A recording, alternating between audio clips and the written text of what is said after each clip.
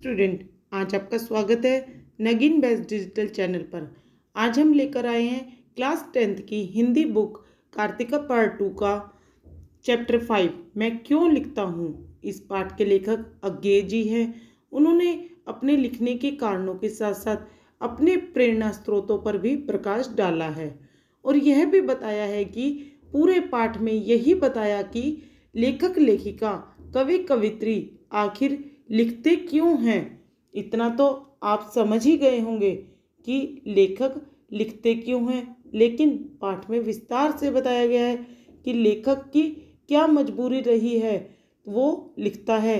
क्या वो पैसों के लिए लिखता है, क्यों, और कोई वजह है भाई, इसके अलावा कोई और वजह हो सकती है। इसी पाठ में हम यही पढ़ेंगे कि लेखक लिखता क्यों है, लेकिन थोड़ा डिटेल से। अभी थोड़ा इस पाठ में और क्या बता रखा है वो पहले सुन लेते हैं। भाई हम इस बात की तो बात करेंगे ही कि लेखक क्यों लिखता है, किस मजबूरी से लिखता है, पर इस साथ में इस जो चैप्टर के अंदर हमें डिटेल दी गई है उसके बारे में भी हम बात कर लेते हैं। वो पहले सुन लीजिए। आप पाठ में शुरुआत तो हुई है कि लेखक लिखते क्यों हैं। अगर आपसे मैं यह प्रश्न पूछूं कि आप इंटरेस्ट के अकॉर्डिंग कोई काम करते हैं, जैसे किसी का इंटरेस्ट संगीत में है, किसी का पढ़ाई में है, किसी का पेंटिंग में, तो अगर आपके इंटरेस्ट के अकॉर्डिंग वो काम ना करने दिया जाए तो क्या फ़र्क पड़ता है, स्वभाव पर क्या अंतर आता है। सही बात तो यह है कि आपका अगर इंटरेस्ट के अकॉर्डिंग काम करने दिया जाए तो मन में हलचल हो जाती है, मन मानता नहीं है। ऐसा ही कुछ इस पाठ में पढ़ेंगे। तो चलिए इस पाठ के जरिए हम पता करते हैं कि लेखक के मन में क्या हलचल हो रही है। इस पाठ में अज्ञेय जी बताते हैं कि मैं क्यों लिखता हूँ। अज्ञेय जी स्वयं के ऊपर बता रहे हैं मैं क्यों लिखता हूँ। यह प्रश्न बड़ा सरल जान पड़ता है कि वो कहते हैं कि मैं क्यों लिखता हूँ। यह प्रश्न पूछने वाले के लिए बहुत सरल है पर बड़ा कठिन भी है, पर आंसर देना बहुत कठिन है। ये बता नहीं सकते कि वो क्यों लिखते हैं, क्योंकि इसका सच्चा उत्तर लेखक के आंतरिक जीवन के स्रोत से संबंध रखता है। भाई इसका जो सही आंसर है ना इस क्वेश्चन का, वो लेखक के आंतरिक जीवन यानी अंदर के जीवन के स्रोत से संबंध रखता है।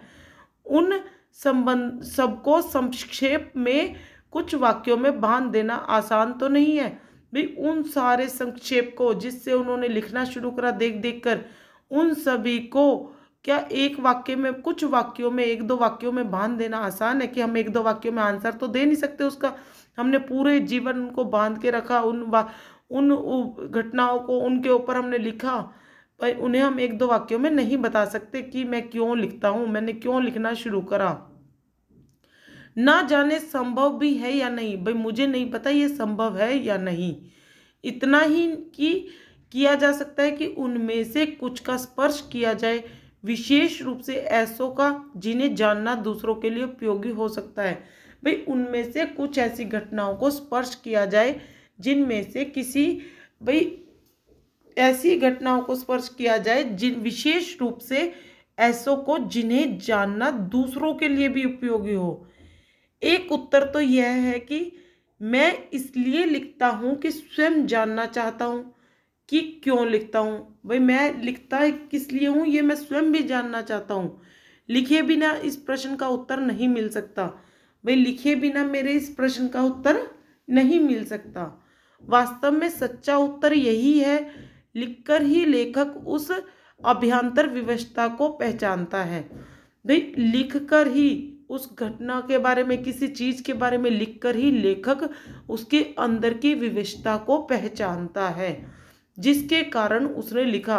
भाई जिस विवशता के, किसी चीज से वो परेशान हो गया, दुखी हुआ और उस दुख में आकर, उस परेशानी में उसने वो लिखा और लिखकर ही वह उससे मुक्त हो जाता है। भाई हम गुस्से में कुछ कर देते हैं और हमको डायरी लिखने की आदत है, हम उसमें लिख देते हैं सारी बातें तो हमारा गुस्सा दूर हो जाता है, और वो भी अपना लिखकर ही उन सब चीज़ों से मुक्त होता थे।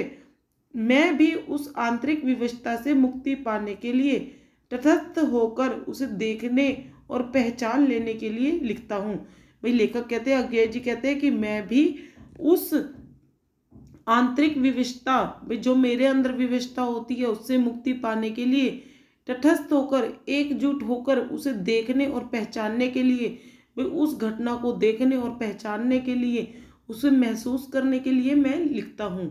मेरा विश्वास है कि सभी कृतिकार, क्योंकि सभी लेखक कृतिकार नहीं होते, भाई सभी लेखक कृतिकार नहीं होते, ना उनका सब लेखन ही कृति होता है, उनका लेखन भी कृति नहीं होता। सभी कृतिकार इसलिए लिखते हैं, ये ठीक है, कुछ ख्याति मिल जाने के बाद कुछ बाहर की विविधता से भी लिखा जाता है। भाई कुछ तो ख्याति मिलती है, हमें प्रशंसा मिलती है, और कुछ बाहर की विविधता से भी, भाई बाहर कुछ हो रहा है उस घटना के ऊपर भी लिखने को मिल जाता है। संपादकों के आग्रह से, प्रकाशक के तकाजे से, आर्थिक आवश्यकता से, पर एक तो कृतिकार हमेशा अपने सम्मुख ईमानदारी से यह भेद बनाए रखता है कि कौन सी कृति भीतरी प्रेरणा का फल है। भाई इस चीज़ का वह भेद बनाए रखता है कि यह कौन सी कृति, उसकी कृति में से कौन सी उसकी भीतरी प्रेरणा का फल है, कौन सा लेखन बाहरी दबाव का है। दूसरे यह भी होता है कि बाहर का दबाव वास्तव में दबाव नहीं रहता, वह मानो भीतरी उन्मेष की निर्मित, यानी भीतर के अंदरूनी प्रकाश दीप्त का कारण बन जाता है। यहाँ पर कृतिकार के स्वभाव और आत्मानुशासन का महत्व बहुत होता है। भाई यहाँ पर कृतिकार, जो कृति करता लेखक करता है, उसका स्वभाव और आत्मा अनुशासन का महत्व बहुत अधिक होता है। कुछ ऐसे आलसी जीव होते हैं जो कि बिना इस बाहरी दबाव के लिख ही नहीं पाते। जब तक किसी का बाहरी दबाव ना हो तो वो लोग लिख ही नहीं पाते। इसी के सहारे उनके भीतर की विविधता स्पष्ट होती है। भाई इसी के सहारे दबाव, बाहरी दबाव के कारण ही उनकी विविधता स्पष्ट होती है। यह कुछ वैसा ही है जैसे प्रातःकाल नींद खुल जाने पर कोई बिछोने पर तब तक पड़ा रहे, तब तक जब तक घड़ी का अलार्म ना बज जाए। ठीक है, ऐसा ही है जैसे सुबह आँख तो खुल गई, नींद खुल गई, पर हम बिस्तर पर लेटे रहेंगे जब तक घड़ी का अलार्म नहीं बजेगा, तब तक तो हम खड़े ही नहीं होंगे। इस प्रकार वास्तव में कृतिकार बाहर के दबाव के प्रति समर्पित नहीं हो जाता। भाई कृतिकार भी बाहरी दबाव के कारण समर्पित नहीं होता है, उसे केवल एक सहायक यंत्र की तरह काम में लाता है। भाई उस दबाव को तो वो एक यंत्र की तरह काम में लाता है जिससे भौतिक यथार्थ के साथ उसका संबंध बना रहे। मुझे इस सहारे की जरूरत नहीं पड़ती, भाई मुझे इस सहारे की जरूरत नहीं पड़ती, मुझे लिखना है तो मैं लिखता हूँ, लेकिन कभी उससे बाधा भी नहीं होती, और जब बाहरी दबाव पड़ता है तो उससे मुझे बाधा भी नहीं होती। उठने वाली तुलना को बनाए रखूं और कहूं कि सवेरे उठ जाता हूं अपने आप ही, पर अलार्म भी बज जाए तो कोई हानि नहीं मानता। भाई उठने वाली तुलना जो मैंने यहाँ पर करी है, भाई उसको भी मैं बेकार नहीं मानता। भाई सवेरे उठ जाता हूँ अपने आप ही, तो ये भी सही है, और अलार्म भी बज जाए तो कोई बुरी बात थोड़ी, अलार्म बज गया और हम उठ रहे हैं, हर चीज सही है। यानी बाहरी दबाव पढ़कर लेखक लिखता है तो भी सही है, बाहरी दबाव नहीं पड़ता लेखक लिखता है तो भी सही है। यह भीतरी विविधता क्या होती है, भीतर अंदर की विविधता क्या होती है लेखक की, इसे बखान करना बड़ा कठिन है। भाई उसे बखान करना बड़ा कठिन है। सपोज करो कि आपके सामने कोई घटना घटी है, कोई कांड हुआ है, आप उसको आपको लिखना है, आपने उसको कहानी के रूप में लिख दिया, और फिर आपकी अंदर की तृप्ति हो गई, शांत हो गया, मन शांत हो गया, और फिर आपको उसको किसी के सामने एक्सप्लेन करना है, तो आप वो बड़ी, भाई आपको ये कहते कि आपने ये कहानी क्यों लिखी है, आप बड़े विवश हो जाओगे, उसको बखान ही नहीं कर पाओगे, बड़ा कठिन होगा आपको कि क्यों लिखा है मैंने। क्या वह नहीं होती, यह बताना शायद कम कठिन होता। भाई यह बताना तो कम कठिन है कि आप एक्सप्लेन कर सकते हो कि हमने ये क्यों लिखा, पर उसका उदाहरण दिया जा सकता है। कदाचित वही अधिक उपयोगी होगा। अपनी एक कविता की कुछ चर्चा करो जिससे मेरी बात स्पष्ट हो जाएगी। भाई यह तभी स्पष्ट होगा जब आप अपनी एक कविता की चर्चा करोगे। भाई आप भी अपने ऊपर एग्जाम्पल लेके करोगे तभी यह बात स्पष्ट होगी। मैं विज्ञान का विद्यार्थी रहा हूँ, मेरी नियमित शिक्षा उसी विषय में हुई। अणु क्या होता है, कैसे हम रेडियम धर्मी तत्वों का अध्ययन करते हैं, वे विज्ञान की उस सीढ़ी तक पहुँचे जहां अणु का भेदन संभव हुआ। रेडियम धर्मिता का प्रभाव होते हैं। भाई मैं विज्ञान का विद्यार्थी रहा हूँ, स्टूडेंट रहा हूँ, मेरी नियमित शिक्षा उसी विषय में हुई है, साइंस में हुई है। अणु क्या है, कैसे हम रेडियम धर्मी तत्वों का अध्ययन करते हैं। भाई विज्ञान की सभी चीज़ों का उन्होंने उस सीढ़ी तक पहुँचे, विज्ञान की सभी चीज़ों का अध्ययन करते हुए विज्ञान उस सीढ़ी तक पहुँचे जहाँ अणु का भेदन संभव हुआ। रेडियम धर्मिता के क्या प्रभाव होते हैं, इन सब का पुस्तकीय सैद्धांतिक ज्ञान तो मुझे था। भाई पुस्तकों में तो मैंने उनके बारे में पढ़ा था, पर जब वह हिरोशिमा के अणु बम गिरा, जब हिरोशिमा के ऊपर बम गिरा था, तब उसके समाचार मैंने पढ़े। भाई उसके समाचार आए कि हिरोशिमा पर बम गिरा है, तो मैंने उसको पढ़ा। उसके परवर्ती प्रभावों का भी विवरण पढ़ता रहा, मैं उसके बाद होने वाले प्रभावों का भी विवरण पढ़ता रहा। इस प्रकार उसके प्रभावों का ऐतिहासिक प्रमाण भी सामने आ गया। विज्ञान के इस दुरुपयोग के प्रति बुद्धि का विद्रोह स्वाभाविक था। मैंने लेख आदि में कुछ लिखा भी, पर अनुभूति के स्तर पर जो विवशता होती है वह बौद्धिक पकड़ से आगे की बात है। भाई मैंने जो कुछ उस हिरोशिमा पर जो अणु बम गिरा था और मैंने जो पढ़ा था और उन सब से विज्ञान के इस दुरुपयोग के प्रति बुद्धि का विद्रोह स्वाभाविक था। मैंने अपने लेख में आदि के कुछ बातें तो लिखी, पर तर्क संगति भी अपनी अलग होती है। इसलिए कविता मैंने इस विषय में नहीं लिखी, क्योंकि मैं उसको अच्छे से नहीं एक्सप्लेन कर पाया। उसकी तर्क संगति भी अपनी अलग होती है, इसलिए कविता मैंने इस विषय में नहीं लिखी।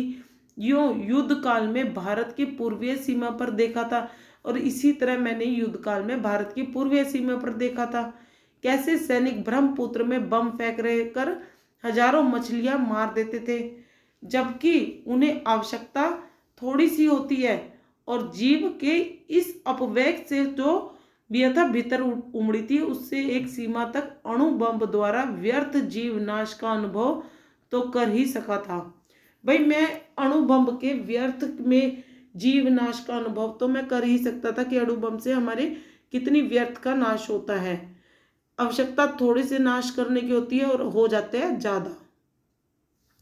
जापान जाने का अवसर मिला, तब हिरोशिमा भी गया। भाई जब मुझे जापान जाने का अवसर मिला और तब मैं हिरोशिमा भी गया, और वह अस्पताल भी देखा जहां रेडियम पदार्थ से आहत लोग वर्षों से कष्ट पा रहे थे।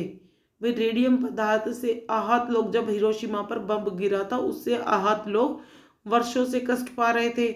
इस प्रकार प्रत्यक्ष अनुभव भी हुआ, पर अनुभव से अनुभूति गहरी चीज है।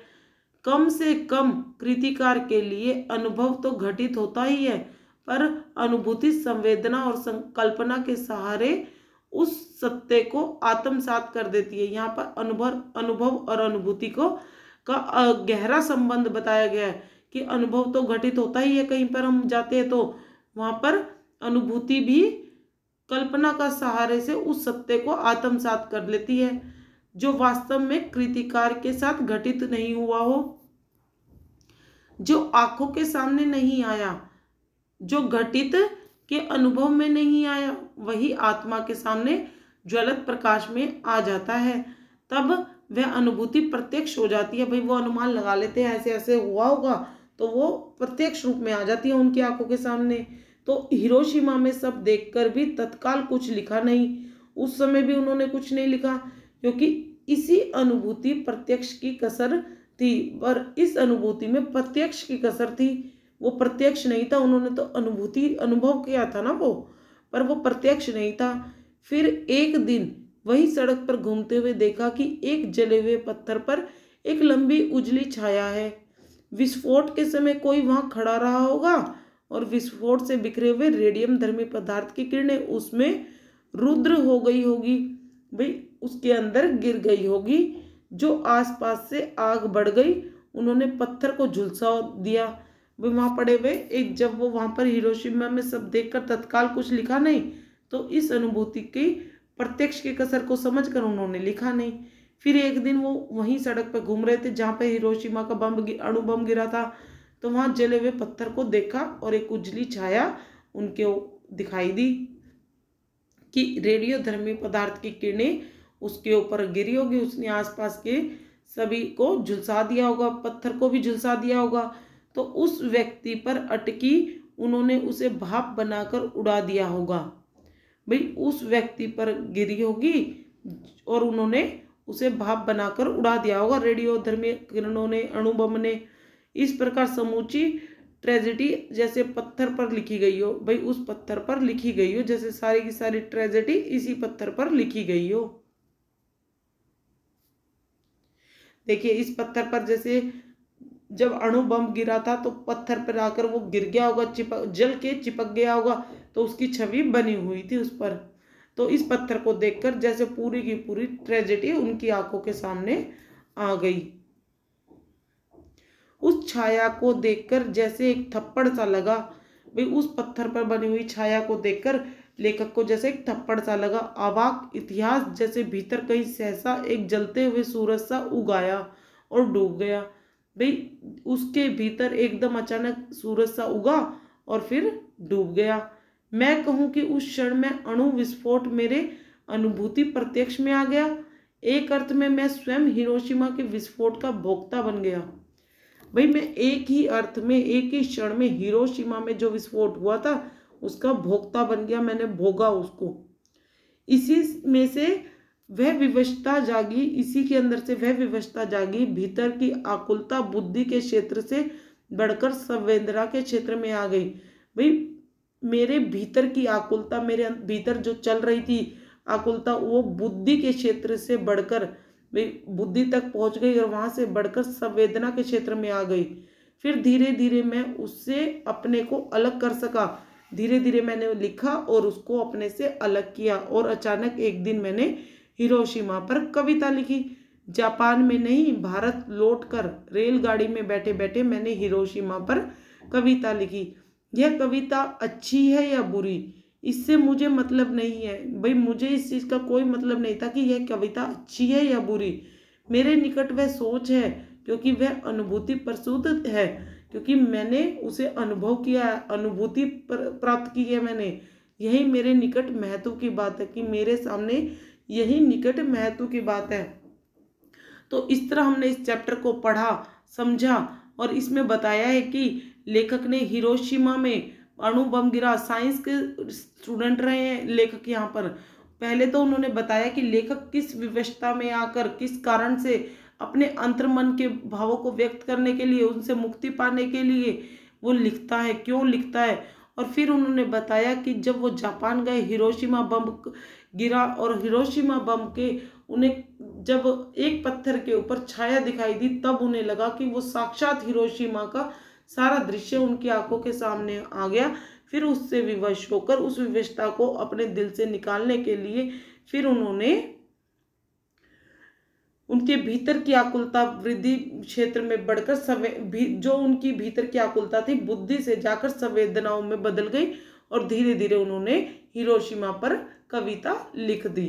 तो इस प्रकार हमने इस चैप्टर को समाप्त किया, line to line, word to word इसको एक्सप्लेन किया। तो आगे हम इसके एमसीक्यूज, प्रश्न उत्तर और एक्स्ट्रा क्वेश्चन आंसर्स लेके आएंगे। तब तक के लिए हमारी वीडियोस की वेट कीजिए और वीडियो अच्छा लगे तो लाइक, शेयर और सब्सक्राइब कीजिए। तब तक के लिए थैंक यू।